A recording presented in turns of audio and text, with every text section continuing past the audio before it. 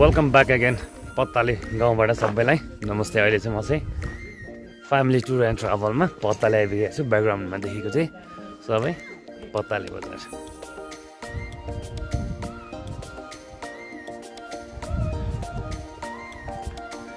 पत्ताले बजार, welcome to पत्ताले village रे पिएफसी kitchen. 2875 दाइ दाइ चाहिँ पुरा हेरिरहेको छ। 2875 मिटर हेर्न हामी 2875 मिटर हाइटमा छौँ।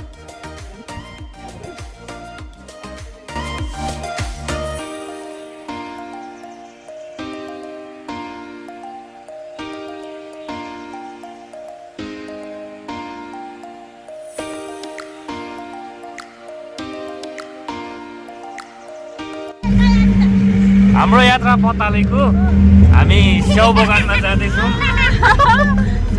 गएर हामी सबैजना स्याउ खाने कुरा भइरहेको छ। हेलो एभ्रिवान, हाय।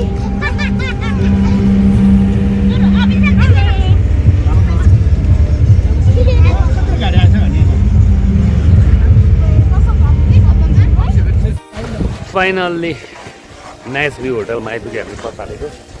अति सुन्दर हाम्रो गाडी यहाँनिर छ। नाइस भ्यू होटलबाट हामी नाइस भ्यूहरू हेर्छौँ होला। अब हामी चाहिँ खतरा भ्यूहरू हेर्छौँ। ओरेजदेखि हिमाल यहाँ छ। Nice view hotel from पत्ताले।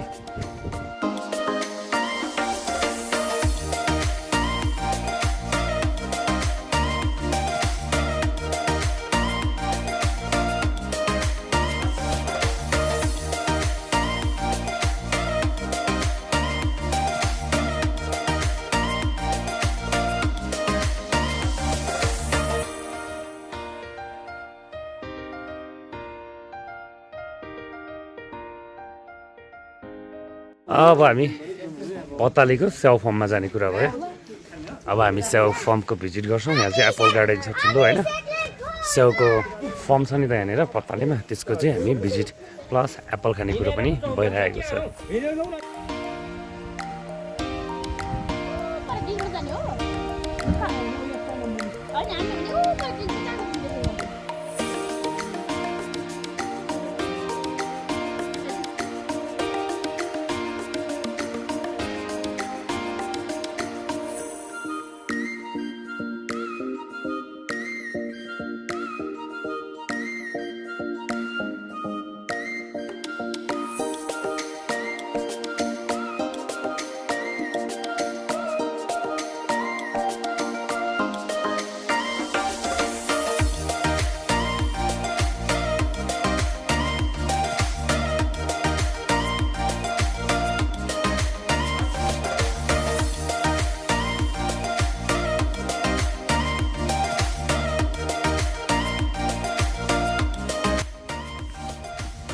बोट चाहिँ सानो सानो तर स्याउ चाहिँ ठुलो ठुलो के। बोटको स्याउ चाहिँ सबै टिपिसकेछ। अब यहाँको स्याउहरू सबै कार्टुनमा गइसक्यो, कार्टुनमा प्याक गरिसक्यो छ। अहिले चाहिँ बोट मात्र रहेछ। अब त्यो स्याउ पनि अब माथि पसलमा गएर खाने हो।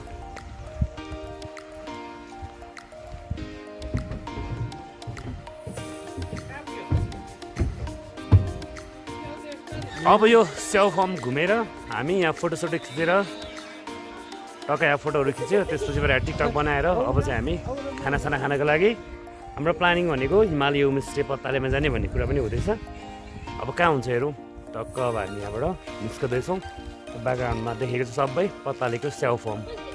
यो फर्ममा चाहिँ रमाइलो पनि भयो सबै ग्रुपमा। टक्क यहाँनिरबाट चाहिँ अब हामी पत्तालेमा गएर खाना खान जान्छौँ होला। छुट्टै रमाइलो भइरहेछ। कोही टिकटक बनाउनुमा बिजी छ, कोही गीत सुन्नुमा बिजी छ। यता गीत छानिरहेछ होइन, यता टिकटक बनाउँदैछ, यता के भइरहेछ। पर हाम्रो ग्रुप फेरि गफसफ भइरहेछ। छुट्टै रमाइलो भइरहेछ। हाम्रो दाइ चाहिँ स्याउ फर्मको दाइ। दाइ यसपालि यहाँ कति धेरै फल्यो?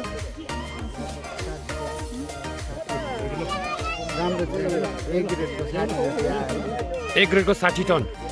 कहाँ सप्लाई हुन्छ त यो? काठमाडौँ कि यहाँ चलेरी भित्र कि यता कता जान्छ?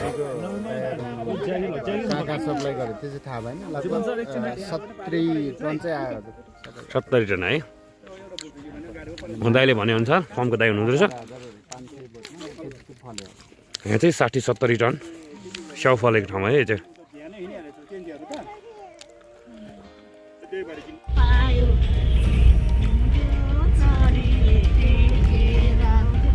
चाहिँ नाइस भ्यू होटल पतालेको। हामी चाहिँ तल स्याउ फर्म घुमेर आएर चाहिँ तल फर्ममा चाहिँ स्याउ सबै सकिसकेको रहेछ। त्यहाँ चाहिँ हामीले किन्न पाएनौँ। अब हामी चाहिँ नाइस भ्यू होटल पतालेमा रहेको स्याउ छान्ने कुरा भयो, स्याउ किन्ने। एक एकवटा कि कति भाउजू? एक एकवटा त होइन होला हौ। ल हामी यहाँ स्याउ किन्ने, टक्क स्याउ लिएर स्याउ खाँदै जाने कुरा भएको छ। यो चाहिँ पतालेको अर्ग्यानिक स्याउ। कसरी छ किलोको? कत्रो ठुल्ठुलो है? वाउ,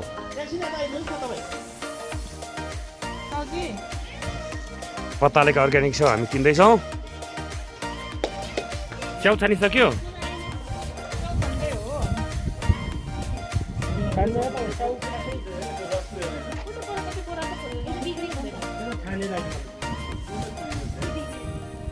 अब चाहिँ स्याउ सबै फिल्टर गरेर अब हामी खाना खानतिर जाने होइन दाइ? अब खाना खाने लागेको। अब हामी खाना खान लागे हजुरहरु। हामी खाना खान जान्छौँ। हामी हिमालय होमस्टे पतालेमा आजको डिनर हुन्छ होला। हामी त्यहाँ जाने तयारीमा छौँ। मिठो लोकल खाना खाने तयारीमा पतालेमा चट्ट लाएर अब हामी चाहिँ यहाँबाट निस्कन्छौँ। हामी यतिखेर हिमालय होमस्टे पतालेमा आइसक्यो। यहाँ चाहिँ हाम्रो डिनर हुन्छ, लन्च हुन्छ। टक्क हाम्रो यहाँ लन्च हुन्छ। अब हामी यहाँ मस्त खान्छौँ अनि त्यसपछिबाट मात्र यात्रा सलिडीतर्फको हुन्छ। यो चाहिँ पतालेमा रहेको पताले होमस्टे। आज हाम्रो खाना यहीँ हुन्छ यो पताले होमस्टेमा। यो चाहिँ देखिरहेको चाहिँ हाम्रो पताले होमस्टे।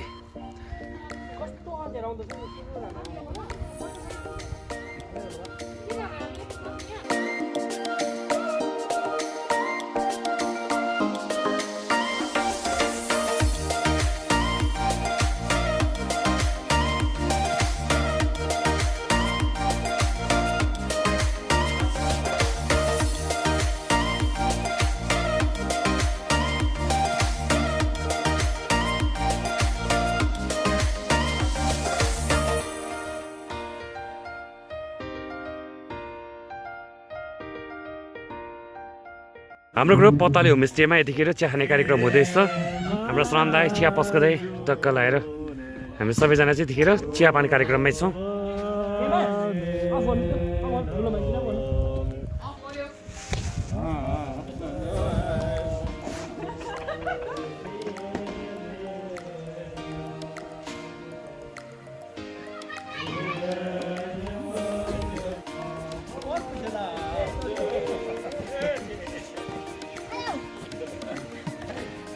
पताले होमस्टेको डिनर सन्दाई बबाल छ यस्तो छ। ल ठिक छ नि त। हाम्रो राजकुमार सरकोमा डिनर भइराखेको छ यतिखेर हाम्रो।